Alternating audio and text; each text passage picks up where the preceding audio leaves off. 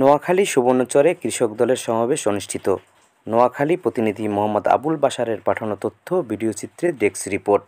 তারেক রহমানের নির্দেশক্রমে বাংলাদেশের সংখ্যাগরিষ্ঠ কৃষক জনগোষ্ঠীকে সুসংগঠিত করার লক্ষ্যে সারা দেশে 3 মাসব্যাপী ইউনিয়ন পর্যায়ে কৃষক সমাবেশ অনুষ্ঠানের সিদ্ধান্ত নেন জাতীয়তাবাদী কৃষক দল।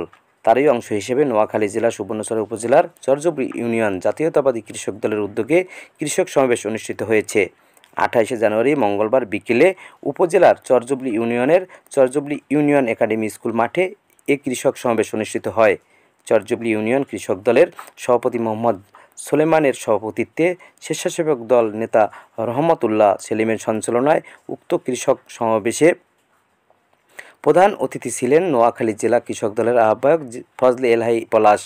বিশেষ অতিথি ছিলেন জেলা কৃষক দলের যুগ্ম আহ্বায়ক জিএস আব্দুল জাহেদ হারুন, উপজেলা বিএনপি সাংগঠনিক নিজামুদ্দিন ফারুক, যুগ্ম সম্পাদক শাহাবুদ্দিন স্বপন, যুগ্ম সম্পাদক নুরুদ্দিন শামীম, যুগ্ম সম্পাদক কামাল উদ্দিন, চরজবলি ইউনিয়ন বিএনপির সভাপতি হেলাল উদ্দিন, সম্পাদক আব্দুল কাশেম, যুবদলের যুগ্ম আহ্বায়ক মহিন উদ্দিন মহিন, ইউনিয়ন বিএনপির যুগ্ম সম্পাদক মোহাম্মদ হারুন রশিদ হারুন, উপজেলা যুবদলের যুগ্ম সম্পাদক আব্দুল আজিজ, উপজেলা শ্রমিক দলের যুগ্ম আহ্বায়ক আলমগীর চৌধুরী, উপজেলা কৃষক দলের সভাপতি মোহাম্মদ শাহাদাত হোসেন, সাধারণ সম্পাদক মোহাম্মদ আব্দুল মালেক, সৈকত সরকারি কলেজ ছাত্রদলের যুগ্ম আহ্বায়ক তানভীর হাসান, সৈকত উপজেলা ছাত্রদলের যুগ্ম আহ্বায়ক মামুন হাসান রুহান।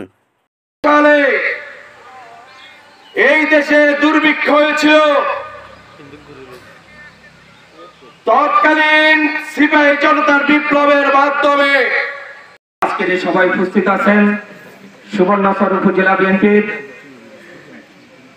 এই 5 নং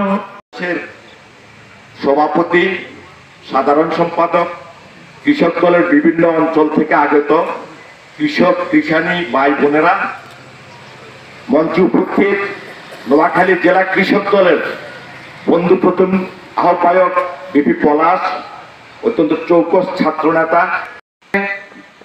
তাদের কৃষিজাত দ্রব্য সামগ্রী সহলভ্যর মাধ্যমে উৎপাদিত ফসলের সাথে বিক্রির সামঞ্জস্য রাখার জন্য কৃষকদের উপজেলার 5 নং চরজবলি ইউনিয়ন কৃষক দল কর্তৃক আয়োজিত আজকের এই কৃষক সমাবেশের সভাপতি প্রধান অতিথি হিসেবে আছেন।